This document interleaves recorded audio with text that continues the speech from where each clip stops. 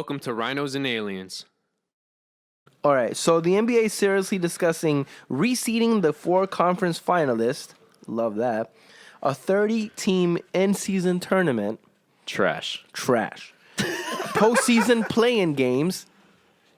Mostly trash. And 78-game season. I like only if you get rid of the 30-team in-season and the postseason playing games. And it's strictly just the only reason I like it. I was telling Francis Back-to-backs. because it reduces the number of back-to-backs. I am only okay with 78-game seasons, and I'm still not okay with it if this 30-team in-season soccer tournament bullshit does not happen. Yeah, it's stupid. The NBA is about the championship, not about in-season tournaments or whatever. You don't like Harden, but he had a great video when this first posted like a month ago. When somebody asked him the question, he laughed and he said, "I'm playing to win championships." Yeah, and that's I 100% agree. You're not playing to win $1 million. Some of the prices are like $1 million per player. And then they might get an extra draft pick, which when you think about how that might actually work. So what's going on? Are you taking a draft pick from another team, or are you just adding an extra? So instead of 30 first-round draft picks, there's 31. That's true. So is the team that loses losing their draft pick then? Like what's going on? Then why would anybody want to participate in that? Exactly. And another thing, they're getting this information. They're getting the inspiration from soccer. I read a great stat that over 90% of the teams that win these in-season tournaments are not the teams that end up winning the end of the championship. Like the end goal. The end goal. And all the teams that win the end goal are the famous Barcelonas and stuff. And they rarely win the in-season tournament. So that right there alone should say something. That this in-season tournament is only for the scrub teams. Yeah. Because because you out of them like postseason play-in games, right? So like you would have to win a certain mid-season tournament, and then you're like a wild card. Bullshit. But the postseason playing game has nothing to do with the in-season tournament. That is just like the ninth, like a wild card. Yeah, but the 9th seed faces the 8th seed, and if somehow the 9th seed beats the 8th seed, then the 9th seed becomes the 8th seed. Yeah, which is, I think it's stupid. No, you should not get a chance. If the 8th seed was a better 8th seed, then the 8th seed is the one who comes into the playoffs. See, but this is what happens in those situations where the 8th seed has basically the same record as the 9th seed, but they only get the 8th seed because of the technicality. That right there is your wild card. The technicality happened mid-season at some point when they played each other, and one team won. Now, my favorite thing about this is the reseeding in the 4 conference finalists. Fuck yeah! Regardless of conference, is the cool thing about that. Yeah. So hypothetically, you can have Lakers and Clippers as your finals. Yeah. Well, or like the way that's explained, whatever seed. Like, so let's say somehow the 8th seed makes it to the conference finals. Now, they would have the road record, and they would play whoever the best team is. Yeah.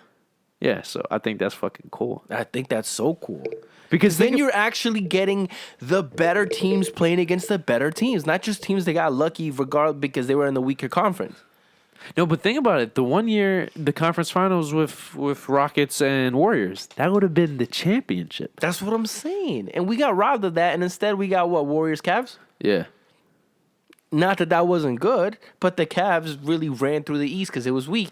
And again, not taking credit from the Cavs because you play who's in front of you. But if you talk about who's more deserving to get, like, the road to the finals, yeah, let's have the better teams duke it out. And then maybe Cavs don't make it to the finals if they had to play a reseeded Western Conference team. Or not only that, maybe the Cavs would have taken the regular season more serious to have a better record. Yeah. Because it's just good all around. Because if this passes, now you're not only fighting for the number 1 seed in your conference, you're fighting for the league. Yeah, because now, you can no longer come out of a weak, quote-unquote, weak conference and people give you bullshit. No, regardless of what conference you came out of, you played all the best teams available to you, regardless of conference. It's a good way to... Like, I know the counter argument is, like, if you're a great team in a shitty conference, you're still going to get the number 1 seed.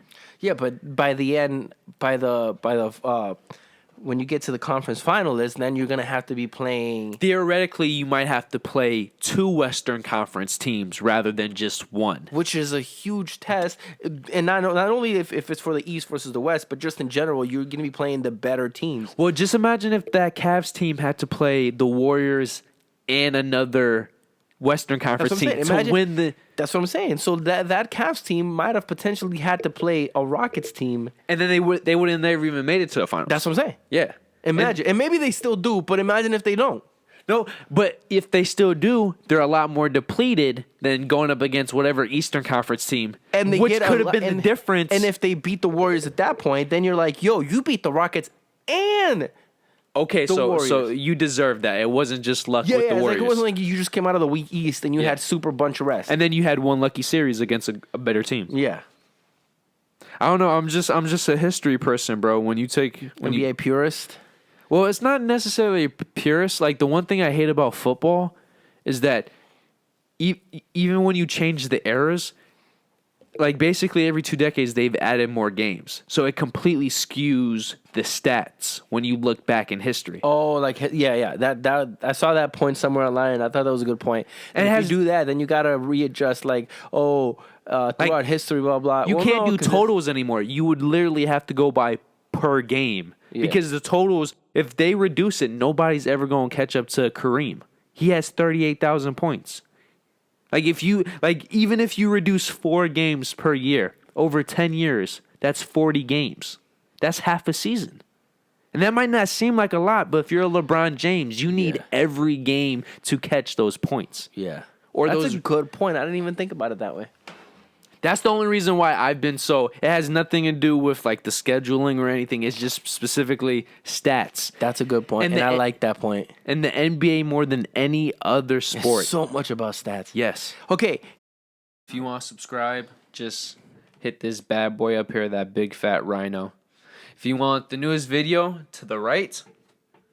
If you want the recommended, to the left. And then, of course, our personal dick pic. Yep, right below. So thank you for joining us once again, and we hope to see you next week. So peace out. Peace.